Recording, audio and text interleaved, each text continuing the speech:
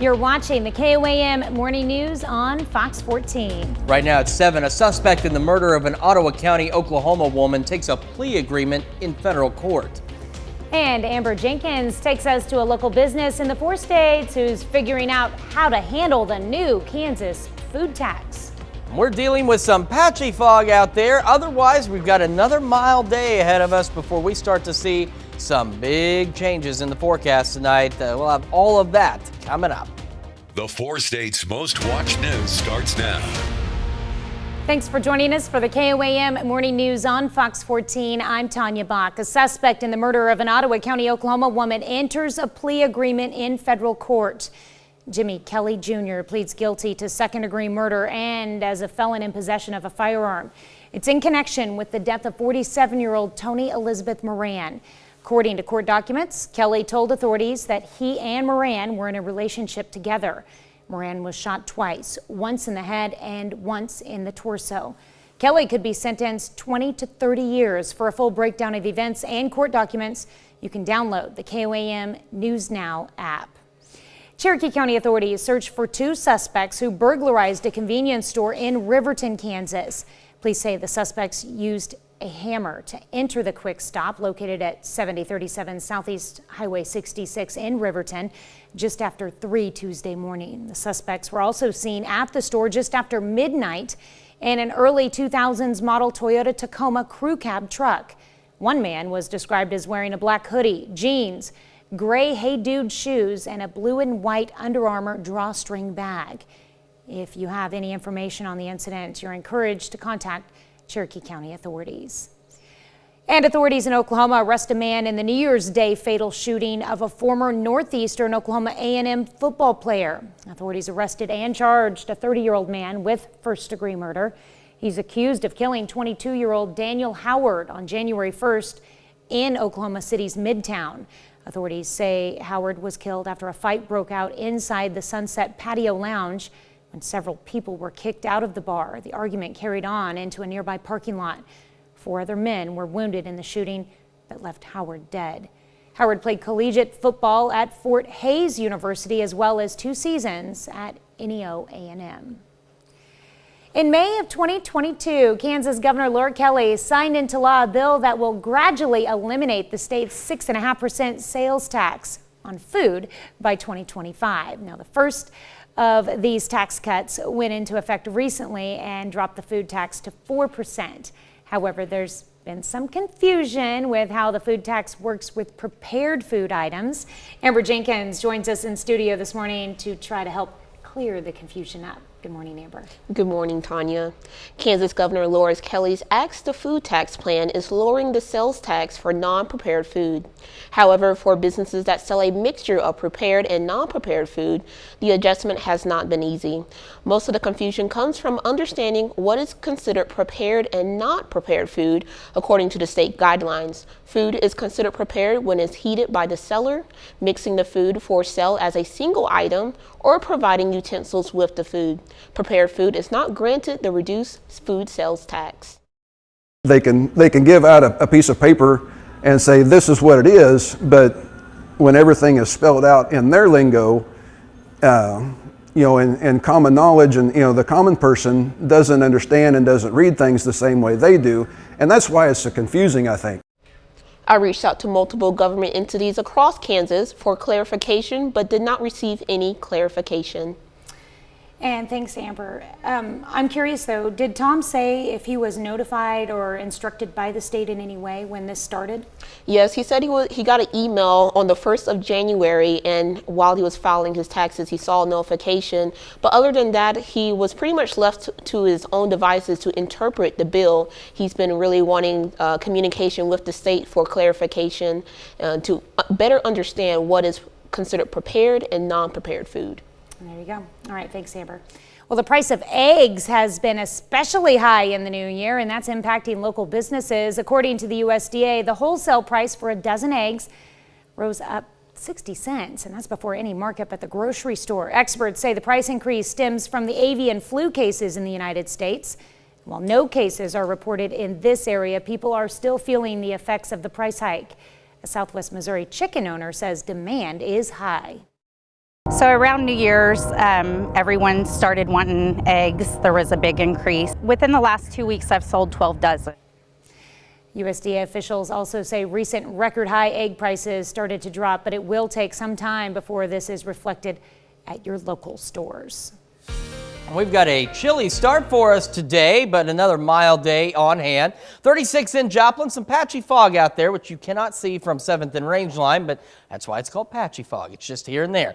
Chilly start across the region, too. 38 Center, Fort Scott, 32 in Iola, 31 Parsons, Chetopa, 32 in Miami, 38 in Neosho, and we're up to 42 in Monette to start this Wednesday.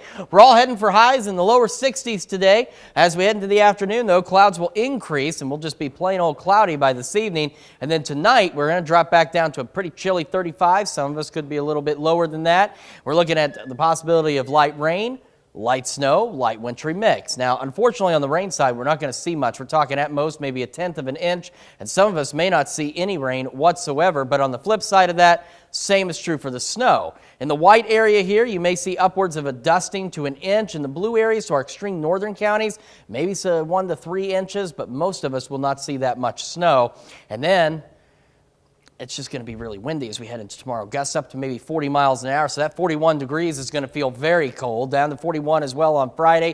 And as we head into the weekend and the start of next week, we see a warming trend return, and maybe some morning showers on Monday. All right, up next, if it's Wednesday, that means it's time for another Wildcat Wednesday. And today we're learning about not only an ag lease program, but a workshop to go with it as well. And later, David Stewart from Free State Cigar stops by to tell us about an upcoming ladies' night that includes conversations and cigars. You're watching the KOAM Morning News on Fox 14. Welcome back to the KOAM Morning News. If it's Wednesday, you know what that means. It's time for another Wildcat Wednesday. Now, joining us in studio today is Wendy Powell and James Coover from the K-State Extension Office to tell us more about not only an upcoming workshop, but they're also going to talk about an ag lease program. So welcome to the show. Glad to have you here on this early Wednesday morning, but hey, we're halfway to Friday. So one of the topics that you wanted to discuss is something that's an interesting start here is, you know, if you were in college, did you have a dog? Were you allowed? How did you know? So how does this all tie in? Yeah, first, so did you have a dog in college? Were you allowed to have a dog in your college? Okay. Like, let's say your apartment complex. See, I lived at home because I went to school locally, but I don't recall when I would visit dorms anybody having any pets on campus. So how did they know that they weren't allowed to have pets, though? That is a good question. Yeah, it was probably because it was actually in their written contract that they weren't allowed to have pets. Like, if you can imagine having or renting an apartment or a house or anything without an actual written contract, it's unheard of. I mean, you don't hear about anybody not having a written contract when it comes to renting. Oddly enough, when it comes to ag leasing land, that's actually very uncommon. And so I would say the vast majority of leases are actually handshake oral agreements without any written contract whatsoever.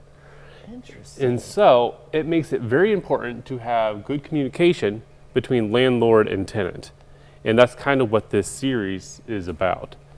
Okay, and what does ag leasing itself include? What exactly is that? Because for somebody like me, you know, you were talking about your college dorm, an apartment, something like that. That is a concept that's pretty black and white for me. But what exactly is ag leasing? And so ag leasing is basically, it's a relationship between landlord and tenant where the landlord gives or allows a tenant to have a certain amount of land that they can farm on or ranch on or have some sort of agricultural business on.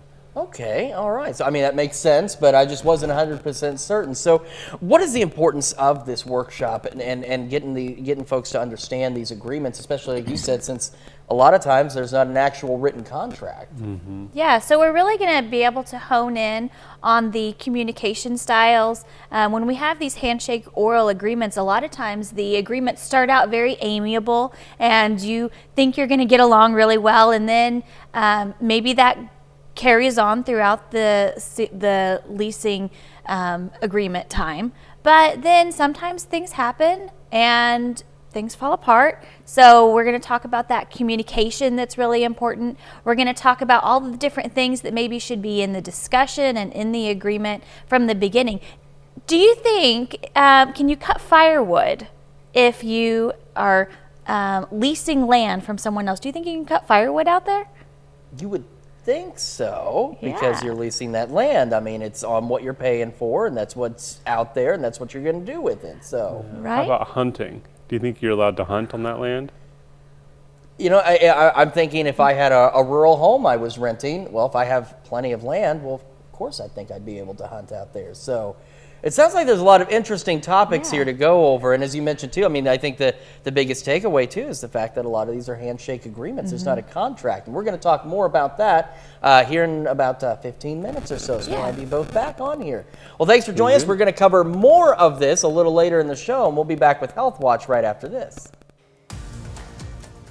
In Health Watch this morning, U.S. birth rates continue to decline following a decades-long trend. A lower percentage of women between the ages of 15 to 44 gave birth between 2015 to 2019 compared to those between 2011 to 2015. There were also fewer men who became fathers when comparing the same time frames. Easy access to birth control, an increase in women in higher education, and the expense of children are all factors in the downward trend. Well, for the first time in 15 years, the American Academy of Pediatrics has updated its guidelines on childhood obesity.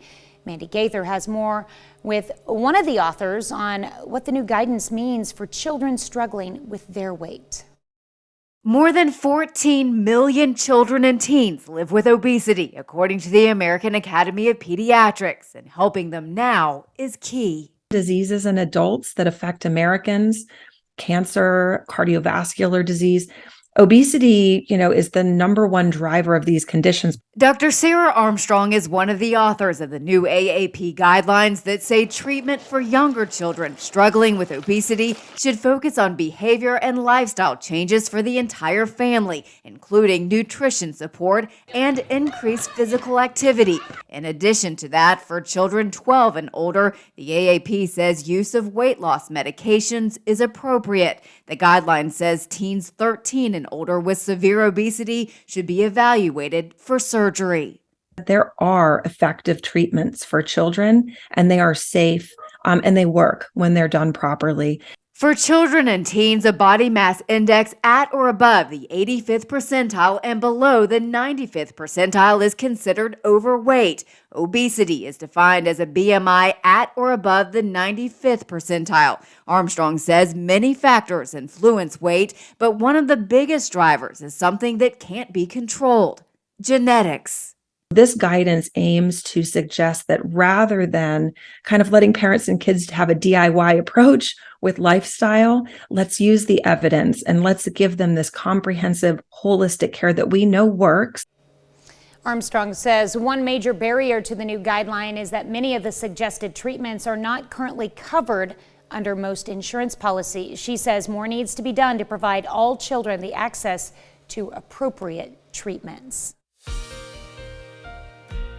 We've got a chilly start for us out there. A little bit of fog, as you can see, but it's pretty light. We've got some patchy, dense fog in regions, but thankfully it's nothing too crazy out there. The view from 7th and Rangeline looking pretty good as well. Right now in Joplin, we're sitting at 36 with some of that patchy fog out there at the south-southeast breeze at 3 miles an hour. It's a chilly start for us across the area. 32 Iola, 31 Parsons Chatopa, 32 Miami, and 38 in Neosho. Now we're looking at a high of 62 degrees today. Clouds will start to increase this afternoon until we're just plain old cloudy out there. Tonight we could see some light rain, light snow, maybe a light wintry mix as we drop back down to 35. Some of us could go lower than that. Now the good news is, well, let me rephrase. The not so good news is because we need rain. Our drought situation has improved, but not enough.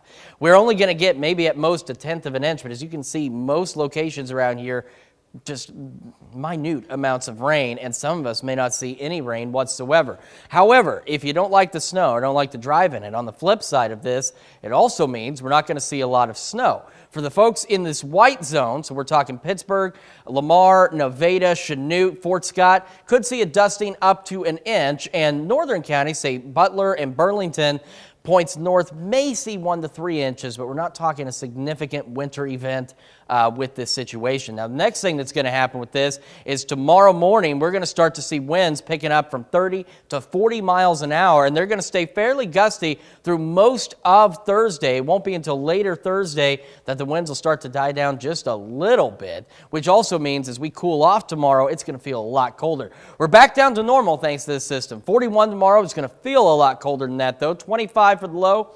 41 Friday down to 27. Then we start the warming trend. We're up to 49 Saturday, 57 on Sunday, maybe some morning showers Monday, and 55. And we're actually going to hold on to the 50s all the way through next week at this point, with maybe some shower chances next Wednesday and Thursday.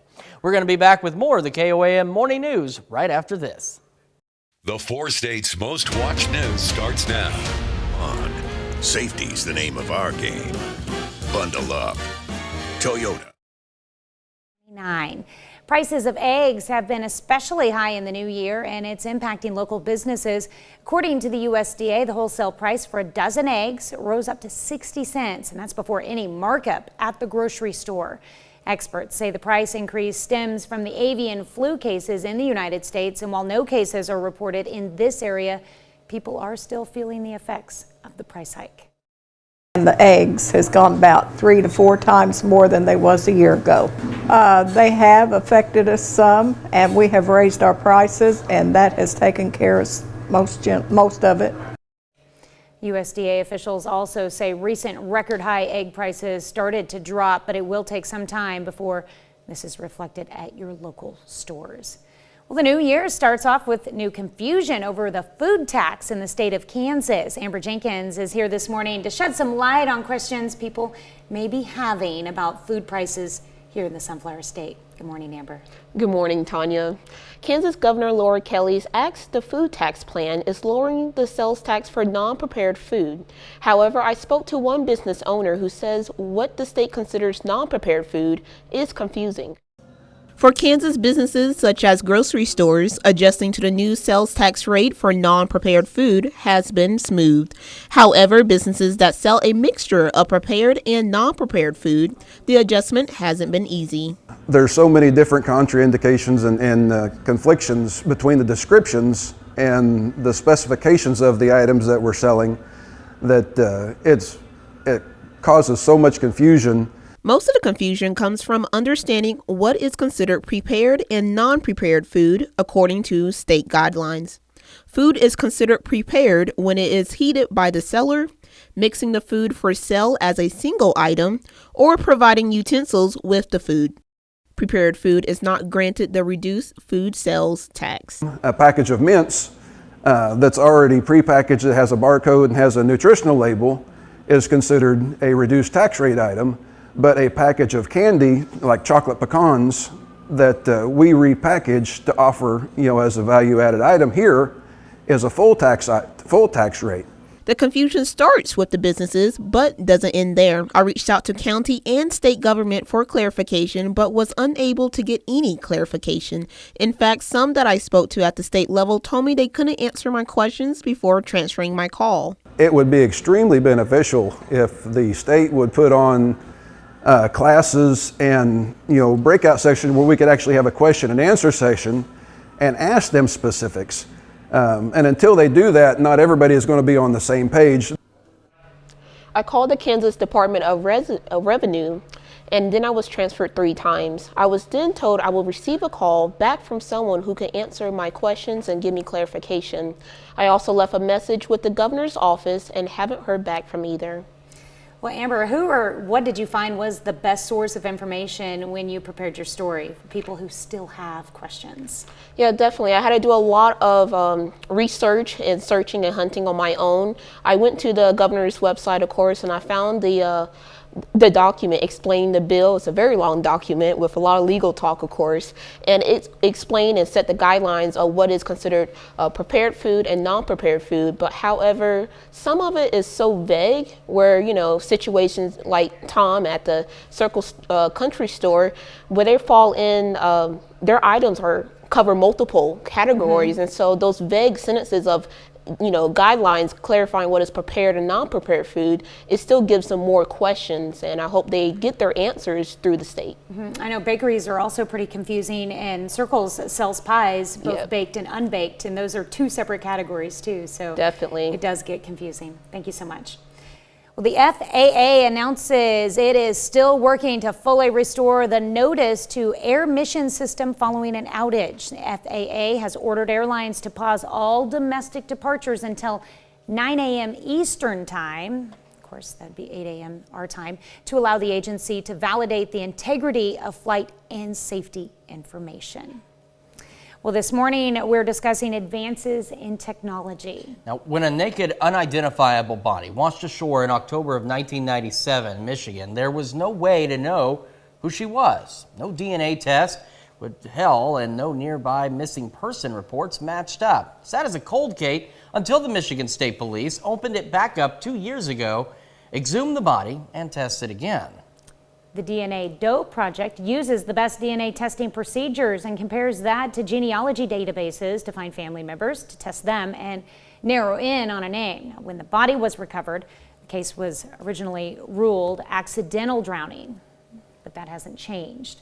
What will come is peace of mind for her family, who always assumed but never exactly knew what happened to her. That brings us to our question for you this morning. Where do you want to see advances in technology? So far, we got votes in every category, but 75% of you want to see advances in healthcare. 5% of you picked other, the workplace, science, education, and the environment. And make sure you vote through our website, through our app. Take part in the discussion on our Facebook page. We're going to take a very quick look at our forecast for you today. We have a pretty decent looking day out there, and it is chilly. 36 in Joplin, still some patchy fog being reported. We've got a cold start across the region for us as well as we take a look at these temperatures. 29 Yates Center, Iola, Fort Scott, Chanute, 32 Chitopa, 33 Miami, 39 Neosho, and 37 in Carthage this morning. We're all going to make it up into the lower 60s, about 62 for a high. Clouds increase this afternoon and this evening.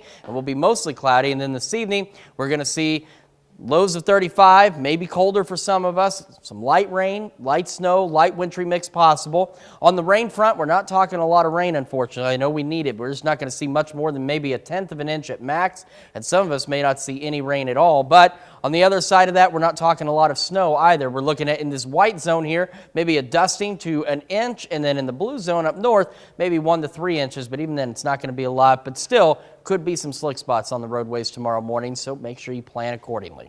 We're back with more right after this.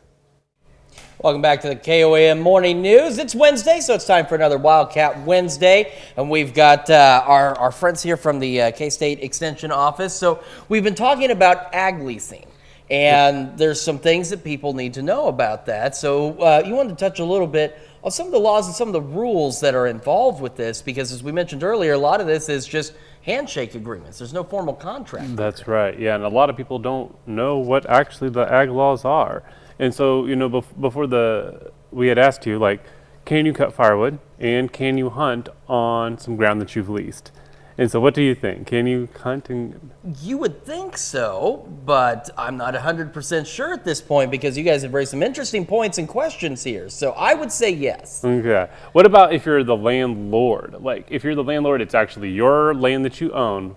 Then what do you think? Then are you allowed to, like, hunt and cut firewood on it? Boy, now that's a tough one. Because again, I know with, standard rental home or something, the landlord can't just typically come in and start doing things on the property without permission.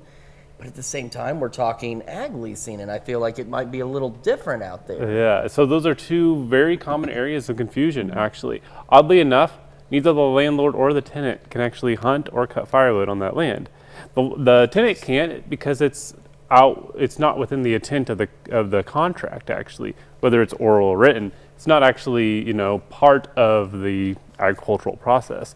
The landlord can't because it's not their land anymore. They basically signed over, not really the rights to the land, but to the use of that land. And so, there's a lot of laws and leases that people don't fully understand. And also, if it's not in a written contract, it's not in the contract.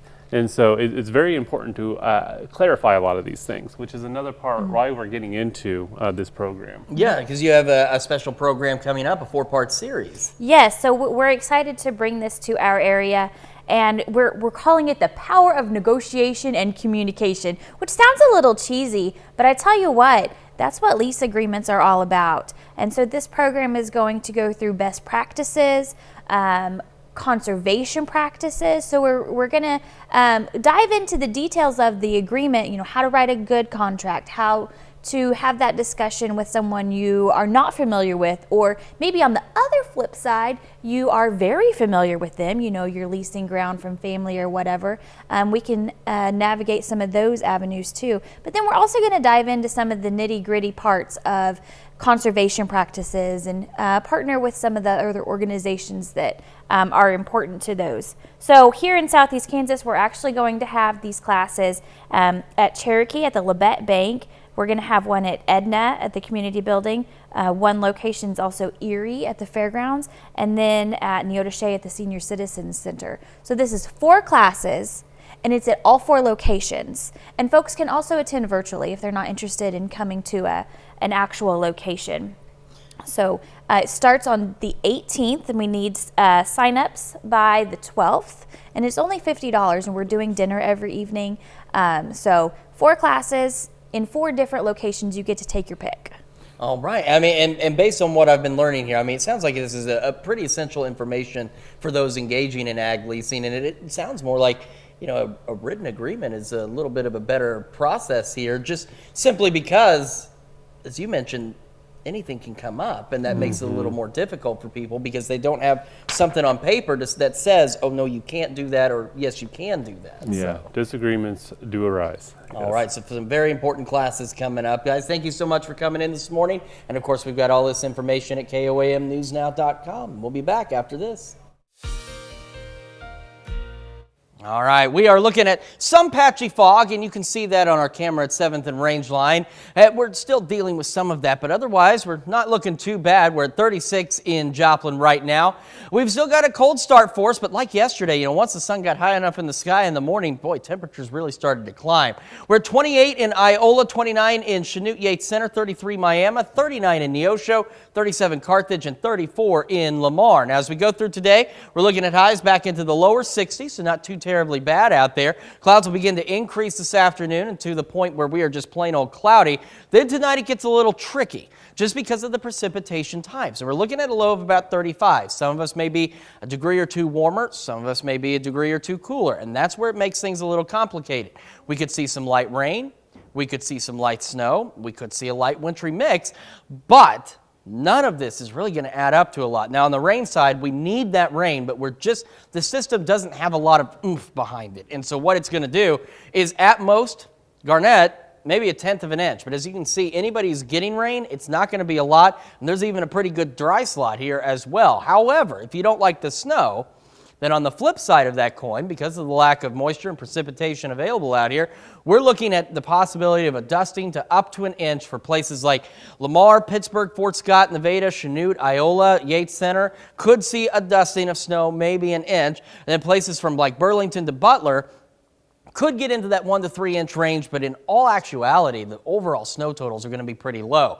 The one thing everybody gets in on early tomorrow morning is wind gusts pushing 30 to possibly 40 miles an hour, and it will stay pretty darn gusty, as you can see, out of the north across the region as we head through our Thursday. And they'll start to calm down a little bit as we head into Thursday evening and early Friday morning. So I guess that's the one good thing, is the wind will eventually calm down. But here's the deal. This system is enough to kick our temperatures back down to normal. So we get down to 41 tomorrow, but you take on a 40-mile-an-hour gust, it's going to feel freezing out there. So bundle up tomorrow. And even though we're not expecting a ton of precipitation, I can't emphasize enough, still take caution on the roads tomorrow morning because you could run into some slick spots out there. So be careful.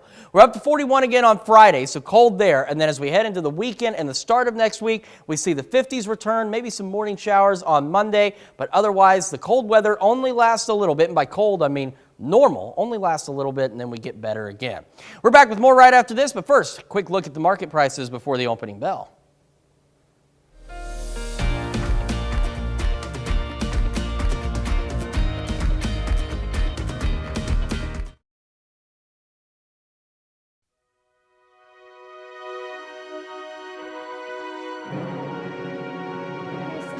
Michael, a native of Joplin, Missouri, served in Bosnia and Kosovo. This highly decorated veteran earned a number of awards, including the Military Achievement Award, Armed Forces Expeditionary Service Award, and the UN Medal. To Specialist Dennis Tyndall, we thank you, today's four-state hero. Well, a Joplin woman is doing what she can to support local residents who are limited with transportation. KOAM's Shagun Bamadele has more. The love of helping people drove Crystal Baker to start a new business running errands. I love helping people. I've always loved helping people. It's just a passion of mine. I grew up helping my aunts and uncles go grocery shopping, and I've always wanted to do something, be in business for myself, and I decided I would just start doing what I love to do. Baker took the opportunity in the market where there was none. When I first decided to do this, there wasn't much of a market for it. But then once COVID started, it became more of a necessity.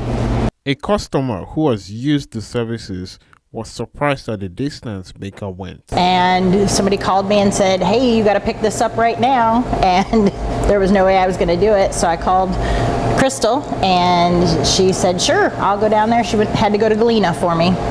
Jennifer has nothing but praise. That she's multifaceted. She can do anything. So, you know, if I needed to renew my tags, I could call Crystal and she'd go stand at the DAV for me, so I don't have to spend that time doing it. Or if I needed a part from Lowe's, I'm in the middle of a project, she'll run to Lowe's and pick me up.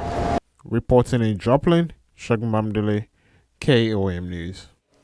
Baker does not only deliver food, she also drives the elderly to their hospital appointments, Bible study, and bank runs. It's always great to have a friendly service like that, somebody who's willing to go above and beyond for their community, and she's doing a fantastic job with that. She found that's the way she can serve. Yeah, and everybody has a way to serve, and I'm going to serve you up one more mild day. How's that sound before we get a little bit chilly?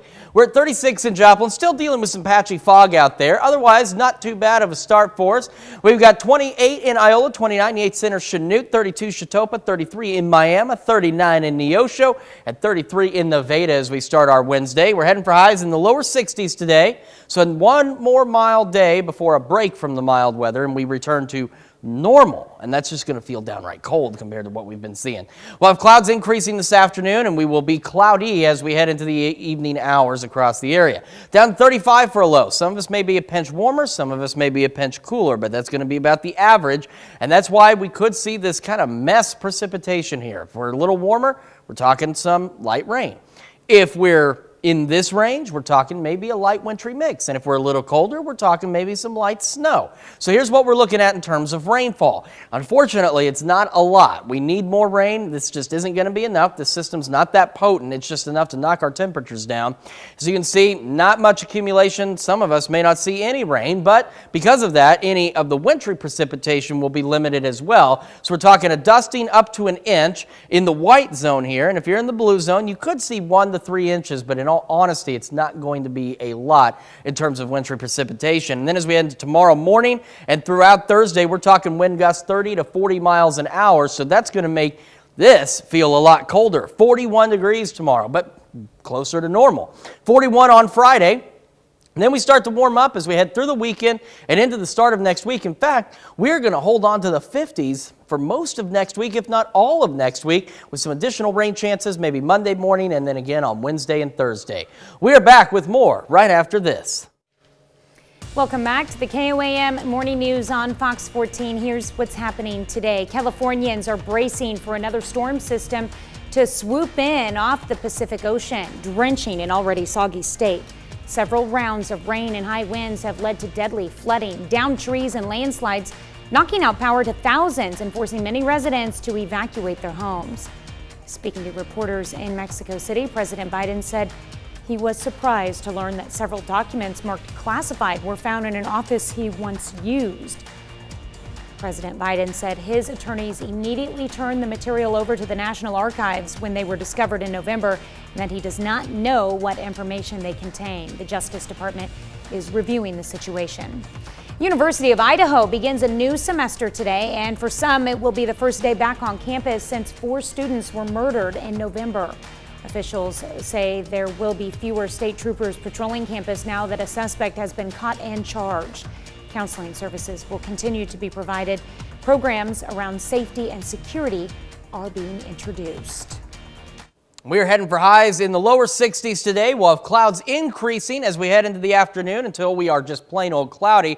Tonight, depending on your temperature, we drop back down to an average low of 35. If you're a little warmer, we're talking some light rain. If you're a little cooler, we're talking a light wintry mix. And if you're colder than that, we're talking some light snow. But the good news is we're not talking any significant accumulations across the board on this. But there still could be slick spots tomorrow morning. So slow down, give yourself plenty of time. We're down to 41 tomorrow. Wind gusts to 40 will make that feel a lot colder. 41 on Friday, and then we start to warm up as we head into next week. Right, well, the FAA announces it is still working to fully restore the notice-to-air mission system. That's following an outage. FAA has ordered airlines to pause all domestic departures until 8 a.m. today to allow the agency to validate the integrity of flight and safety information. So that's another about 2 or 3 minutes, so hopefully they get that resolved here soon. Hope so.